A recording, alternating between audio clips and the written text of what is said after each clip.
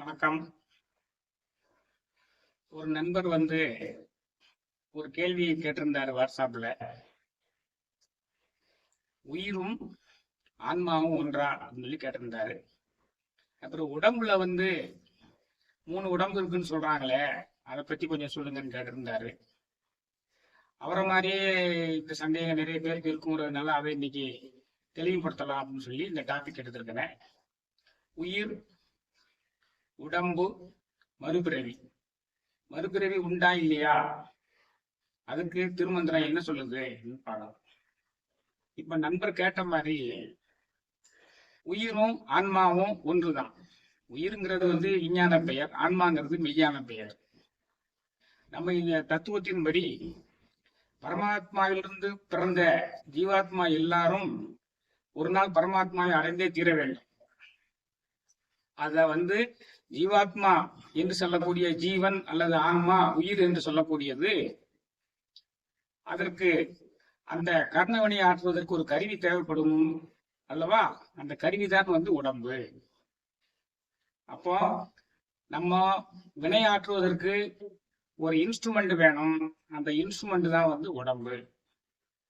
நல்லா தெளிவாயிடுச்சு, புரிஞ்சுக்கிடுங்க. இந்த உடம்புல நண்பர் கேட்டிருந்த மாதிரி 3 அடுக்குகளை கொண்டது இந்த உடம்பு. ஸ்தூல உடம்பு, சூக்கும உடம்பு, காரண உடம்பு. இதுலயே உட்பிரிவுகளும் இருக்குது. அதை சேர்த்தா 5 அடுக்குகள்னு சொல்லுவாங்க. இப்போ முதல்ல உங்களை குழப்ப வேண்டாம்ங்கிறதுக்காக வேண்டி இந்த உட்பிரிவுகளை பத்தி பேசாம இந்த 3 அடுக்குகளை கொண்ட ஸ்தூல உடம்பு, சூக்கும உடம்பு, காரண உடம்பு 3 என்ன, அது எப்படி நம்ம பிறவிக்கு பயன்படுது அப்படிங்கிறத இப்ப சொல்ல போறேன். ஸ்தூல உடம்பு அப்படிங்கிறது நீங்க கண்ணால பார்த்து கொண்டிருக்கக்கூடிய இந்த உடம்பு. அது சாப்பிடும், ஓடும், ஆடும், எல்லாம் செய்யும். அதுக்கு 60 வயசோ 80 வயசோ 100 வயசோ தன் ஆயுள் முடிந்தவுடன் இந்த பூமியிலேயே அழிந்துவிடும். இந்த பூமியிலேயே அழியக்கூடியது ஸ்தூல உடம்பு, நீங்கள் பார்க்கக்கூடிய உடம்பு. அடுத்தது சூக்கும உடம்பு. சூக்கும உடம்பு எதனால் ஆனது, அது எதனால் வரைக்கும் இருக்கும், அது எதற்கு பயன்படுகிறது. சூக்கும உடம்புல 16 எலமெண்ட்ஸ் இருக்குது, 16 உறுப்புகள். ஞானேந்திரியங்கள் 5, கர்மேந்திரியங்கள் 5, பஞ்ச வாயுக்கள் 5, மனம் 1. இந்த 16 சேர்ந்ததுதான் சூக்கும உடம்பு. பார்க்கறதுக்கு என்ன கணக்கு மாதிரி இருக்கேன்னு சொல்லி கொஞ்சம் கலங்கிடக்கூடாது.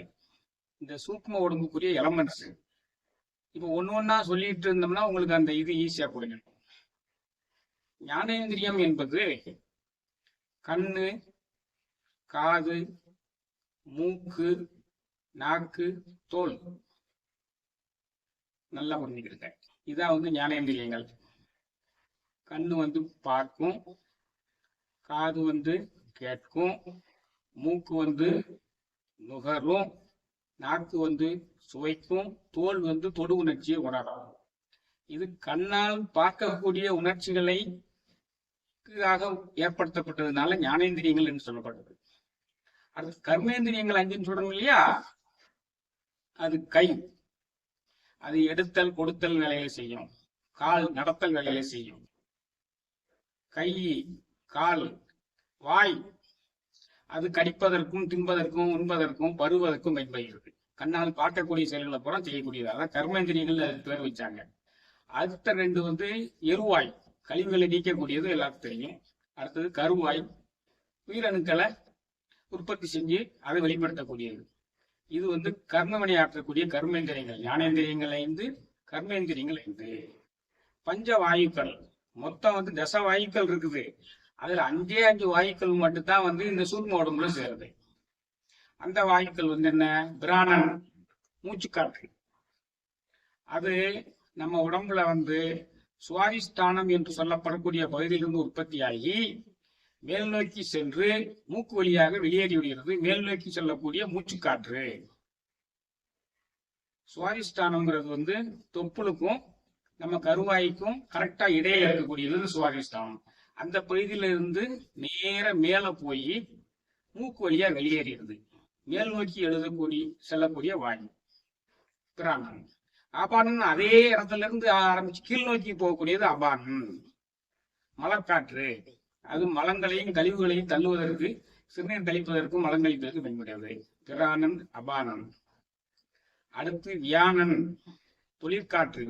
மூளையினுடைய உத்தரவுகளை பூரா எல்லா உறுப்புகளுக்கும் கொண்டு செல்லக்கூடியது. பிராணன், அபானன், வியானன். அடுத்து உதானன், நம்ம சாப்பிட்டதை ஜீரணிக்க வைக்கக்கூடியது. உதானன் வயிற்றுல இருக்கும் அது. அடுத்து சமானன், இடுப்புல இருந்து செல்லக்கூடிய கீழே உள்ள எல்லா உறுப்புகளும் இயங்குறதுக்கு உள்ள வேலைகளை செய்யக்கூடியதற்கு பயன்படக்கூடிய வாயு. சம அளவில் இருந்தா தான் அது கீழே உள்ளது பூராமே கால் சரியான அளவில் நடக்கும், எல்லாம் செய்யும். அதுக்காக உள்ளது சமானன். இந்த 5 வாயுக்கள் அப்போ 15 ஆகி போச்சு. இது கூட மனம் அதை சேர்த்துக்கிட்டோம்னா அது இந்த 16 உறுப்புகளும் சேர்ந்ததுதான் சூக்கும உடம்பு. இந்த சூக்கும உடம்பு ஸ்தூல உடம்பு என்ன செஞ்சிருச்சு, இந்த பூமியோட அழிஞ்சு விட்டது. ஆனா இந்த சூக்கும உடம்பு பிரளய காலம் வரைக்கும் நம்ம கூடையே வரும். உலகம் அழிகிறது வரைக்கும் கூடையே இருக்கக்கூடிய உடம்பு. இந்த சூழ உடம்பு அழிஞ்ச பிறகும் அது இருக்கும். புரியுதா?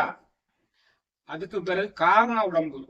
காரண உடம்புங்கிறது தான் இந்த பரமாத்மா ஜீவாத்மாவிலிருந்து பிரிந்ததுல இருந்து மீண்டும் ஜீவாத்மாவில் சேரும் வரை, நாம் முக்தி அடையும் வரை அப்படியே நம் கூடையே வரும். இந்த காரண உடம்புலதான் நம்மளுடைய வினைப்பதிவுகள் அனைத்தும் பதியப்பட்டிருக்கின்றன. 7 ஜென்மங்களிலும் நாம் செய்த நல்வினை தீவினை ஆகியவற்றுடைய பதிவுகள், மொத்த பதிவுகள் அனைத்தும் இதில் தான் இருக்கின்றன.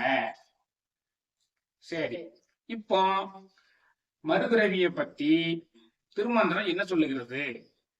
இதுவரைக்கும் உயிர், உடம்புல என்னென்ன வகை இருக்குது, அது எதற்கு பயன்படுங்கிறத பத்தி பார்த்துட்டோம். இப்போ மறுபிறவியை பத்தி திருமந்திரம் என்ன சொல்லுது? அதுக்கு 2 பாடல்கள் கிடைச்சது. எத்தனையோ பாடல் இருக்கலாம், என்னுடைய ஞாபகத்துக்கு 2 பாடல். அதுல இருந்துதான் இந்த சப்ஜெக்ட பேசுறோம். பரத்திற்கரைந்து பதிந்த நற்காயம், பரத்திற்கரைந்து பதிந்த நற்காயம் உருத்திரிந்து இவ்வுயிர் ஓங்கிட வேண்டி திரைகடல் உப்பு திரண்டது போல திரித்து பிறக்கும் திருவருளாயே. பாத்தீங்கன்னா தெரியும். பரத்திற்கரைந்து பதிந்த நற்காயம். இந்த நற்காயம்ங்கிறது எது சொல்றாங்க? அவங்க ஸ்தூல உடம்பு பூமியிலேயே அழிஞ்சிருச்சு இல்லையா? மிச்சம் உள்ள சூக்கும உடம்பும் காரண உடம்பும் நம்ம உயிர், இந்த அழிந்த உயிர் போன பிறகும் இந்த 2 உடம்பும் காரண உடம்பானது இந்த சூக்கும உடம்பை எடுத்துக்கொண்டு போய் இறைவனில் கலந்து நிற்கிறது. எது வரைக்கும் நிற்கிறது? ஏன்னா இந்த ஆத்மா எப்படியும் இறைவனை சென்று அடைந்தே தீர வேண்டும். அதுக்கு தடையா இருக்கக்கூடியது எது? நாம் செய்யக்கூடிய தீவினைகள். அப்போ நம்ம செய்யக்கூடிய மொத்த வினைகளுடைய பதிவும் இந்த காரண உடம்புல இருக்குது. அந்த மொத்த வினைப்பதிவுக்கு தான் சஞ்சீத கர்மம் என்று சொல்கிறோம். சஞ்சீத கர்மம். இந்த சஞ்சீத கர்மத்தை மொத்த வினையின் பயனையும் ஒரே பிரிவில நம்ம செஞ்சு காலி பண்ண முடியாது. ஏன்னா நம்ம அளவுக்கு அதிகமான பாவங்களை செஞ்சிருக்கிறோம், செய்கிறோம், இனிமேல் செய்வோமா இல்லையாங்கிறது நம்ம மனக்கட்டுப்பாட்டில் தான் இருக்கு. அதனால இந்த மொத்த கர்ம வினையும் ஒரே பிரிவில் அழிக்க முடியாது, இவன் தாக மாட்டான் அப்படிங்கிறத உணர்ந்த இறைவன் அந்த சஞ்சீத கர்மத்துல ஒரு செக்மெண்டை எடுத்து ஒரு பிறவியை கொடுத்து பூலோகத்துக்கு அனுப்புறான். அதைதான் உருத்திருந்து இவ்வுயிர் ஓங்கிட வேண்டி. அப்போ இந்த காரண உடம்பும் சூக்கும உடம்பும் மொத்த கர்மத்துல கொஞ்சம் வினைப்பயனை எடுத்துக்கொண்டு அந்த கர்மத்துக்கு பிராரத்த கர்மம் சொல்லி பேரு. பிராரத்த கர்மம் இன்னொரு உயிரை உடலை வாங்கி கொண்டு ஸ்தூல உடம்பை வாங்கி கொண்டு பூமியில பிறக்கிறது. பூமியில பிறந்து ஏற்கனவே உள்ள வினைப்பயன்ல கொஞ்சம் அனுபவிக்கணும் வந்திருக்குமா இல்லையா? அதை அனுபவிச்சுக்கிட்டே இருக்குது. அப்போ இந்த உடம்பு பழைய கடன்களை கழித்து கொண்டிருக்கும் பொழுது புதிதாக கடன் சுமையை ஏத்தாம இருக்கணும். புதிதாக கடன் சுமையை ஏத்தாம இருக்கணும், பாவங்கள் செய்யாம இருக்கணும். புதிதாக ஏதாவது பாவங்கள் செஞ்சா அந்த பாவத்துல வந்து 50% இந்த பிறவிலேயே அனுபவிச்சுட்டு மீதி 50% கொண்டு போய் அந்த மொத்த தொகுப்புல வந்து சேர்த்துருவாங்க. ஆக நம்ம நல்ல முறையில வந்து எந்த உயிரினங்களுக்கும் தீங்கிழைக்காம வந்து நம்ம வந்து ஒவ்வொரு நாளும் இயங்கி கொண்டிருந்தாதான் வந்து நம்ம கணக்குல வந்து தீவினை குறையும். இப்படி தீவினை பூரா குறைஞ்சு போயிடுச்சு, கணக்குல தீவினையே இல்ல, நல்வினை தான் மொத்தமா இருக்குன்னா மேலான ஒரு பிறவியை எடுத்து அது வந்து அப்பர், சம்பந்தர், இவங்களை மாதிரி மாணிக்க வாசகர், இந்த மாதிரி மகான்கள் மாதிரி மேலான பிறப்பியை எடுத்து நேர கொண்டு போய் இறைவன்கிட்டயே போய் சேர்ந்துரும். நாம தீமையை செய்ய செய்ய அந்த பாம்பு கட்டத்துல உள்ள அந்த பாம்பானது வந்து நம்ம பாம்பு கட்டம் விளையாடுறவங்களுக்கு தீவினை வந்துதான் பாம்பு, நல்வினை வந்துதான் ஏணி. அது பாம்பு கடிச்சிருச்சுன்னா கடைசி வரைக்கும் கீழே வந்துடும் மாதிரி மீண்டும் மீண்டும் பிறக்க வேண்டிய சூழ்நிலைக்கு ஆளாயிடுறோம். அதான் இந்த பாட்டு சொல்லுது, பரத்தினில் கரைந்து பதிந்தனர் காயம் உருத்திரிந்து இவ்வுயிர் ஓங்கிட வேண்டி திரைகடல் உப்பு திரண்டது போல திரித்து பிறக்கும் திருவருளாலே.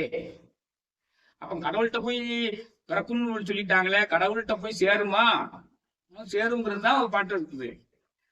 அப்பினில் கூர்மை ஆதித்தன் வெம்மையால் உப்பென மாறி உருப்பெற்ற அவ்வுரு உப்பினில் கலந்து ஒன்றது ஆகுமாறு போல் செப்பினில் இந்த ஜீவன் சிவனில் சேருமே. கடல்ல இருந்து எடுத்துதான் உப்பு பயன்படுத்துறோம். அந்த உப்பு கடல்ல கிடைச்சா பழையபடி கடல்லையே போய் சேர்ந்துரும். அதே மாதிரி எப்படியும் வந்து இந்த ஜீவன் வந்து பரமன் இடத்துல போய் சேர்ந்தே தீரும்.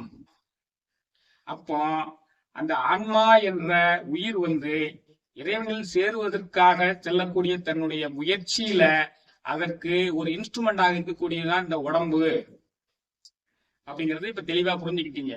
அப்ப நம்ம கணக்குல வந்து பாவமே செய்யாம இருக்கு என்ன செய்யணும்? பிறவி பெருங்கடல் நீந்தாம இருக்கு என்ன செய்யணும்? பிறவி பெருங்கடல் நீந்துவர் நீந்தார் இறைவனடி சேராதவர். இறைவனடியே போய் சேரணும். இறைவனுடைய சேரணும்னா மனத்துக்கண் மாசிலன் ஆதல் அனைத்தரும் ஆகுல நீர பிற. உன் மனது வந்து தூய்மையானதாக இருக்க வேண்டும், குற்றமில்லாததாக இருக்க வேண்டும். அழுக்காறு அவா வெகுளி இன்னா சொல் நான்கும் இழுக்கா என்றது அறம். இந்த அழுக்குகள் இல்லாத அளவுக்கு உங்க மனத்தை தூய்மையாக வைத்துக் கொள்ள வேண்டும். காமம், குரோதம், லோபம், மதம், ஆச்சரியம் இல்லாத வகையில் உங்களுடைய வாழ்க்கையை அமைத்துக் கொள்ள வேண்டும்.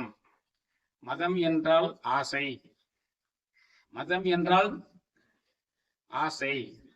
நம்மளுடைய ஆசை, நான் என்ற எண்ணம், இதையெல்லாம் விட வேண்டும்.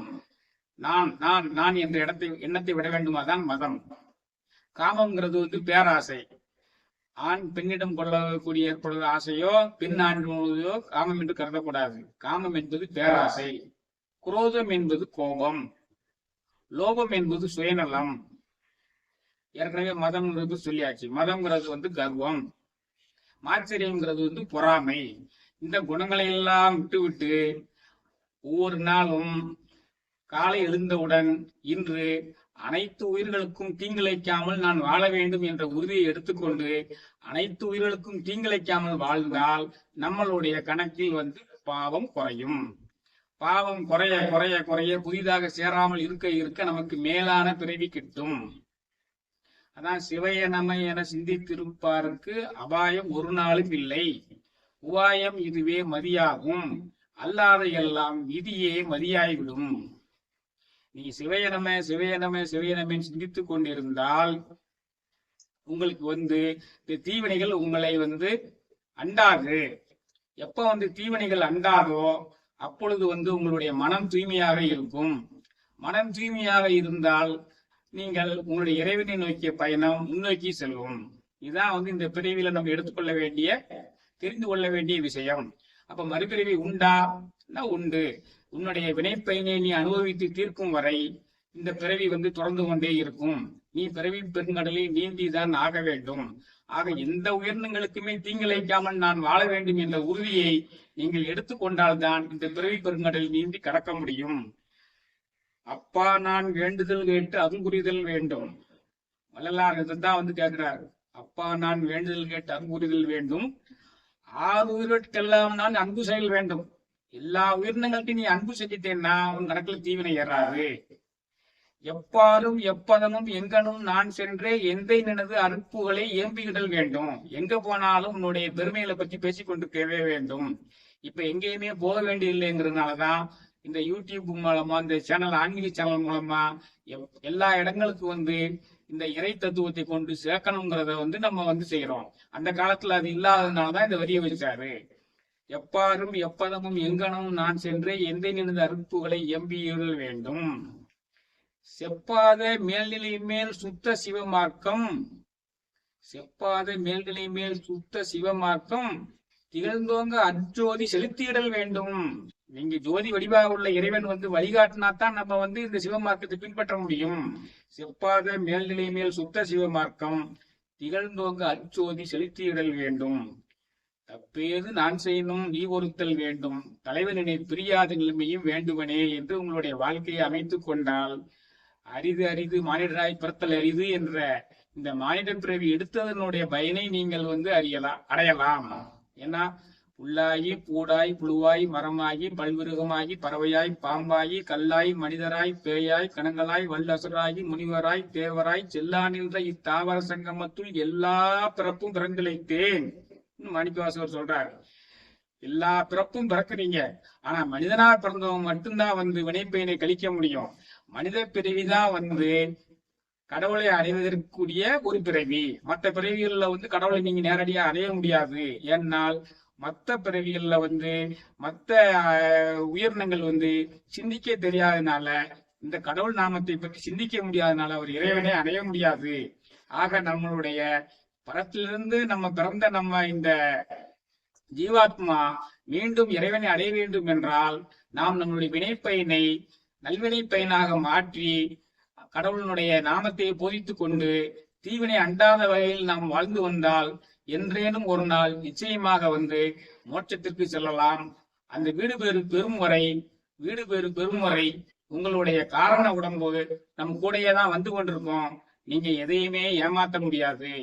கண்காணி இல்லென்று கள்ளம் பல செய்வார், கண்காணி இல்லாத இடமில்லை காணுங்கால், கண்காணியாக கலந்தெங்கும் நின்றானே கண்காணி கண்டார் களவொழிந்தாரே. இறைவன் எல்லாத்தையும் பார்த்து கொண்டிருக்காங்கிறது தெரிஞ்சவங்க தான் தப்பு செய்ய மாட்டாங்க. தப்பு செய்யாம இருந்தாலே தீவினை குறையும். நீங்க உங்களுடைய இறைவனை நோக்கிய பயணம் இறைவனை நோக்கி மேலும் மேலும் சென்று கொண்டிருக்கும். ஒரு நாள் நாம் நிச்சயமாக இறைவனை அடையலாம். அதுவரை இந்த பிறவி தொடர்ந்து கொண்டுதான் இருக்கும். அதனால் நல்வினை ஆற்றுங்கள். சிவைய நம சிவ மசி வயன வய நமசி நமசி வய ஓம். இந்த பஞ்சாக்கர மந்திரத்தை ஒவ்வொரு மூச்சு விடும் பொழுதும் நினைத்து கொண்டே வந்திருந்தால் நிச்சயமாக மேன்மை கிடைக்கும். நாள் ஒன்றுக்கு நாம் 21,500 தடவை சுவாசிக்கிறோம், 21,600 தடவை சுவாசிக்கிறோம். இந்த ஒவ்வொரு சுவாசத்திலுமே நீங்க இந்த பஞ்சாக்கர மந்திரத்தை சொல்லிவிட்டால், இந்த 5 மந்திரத்தையும் சொல்ல தெரியாதவர்கள் சிவய நம என்றோ அல்லது நமசிமய என்றோ சொன்னா கூட போதும்.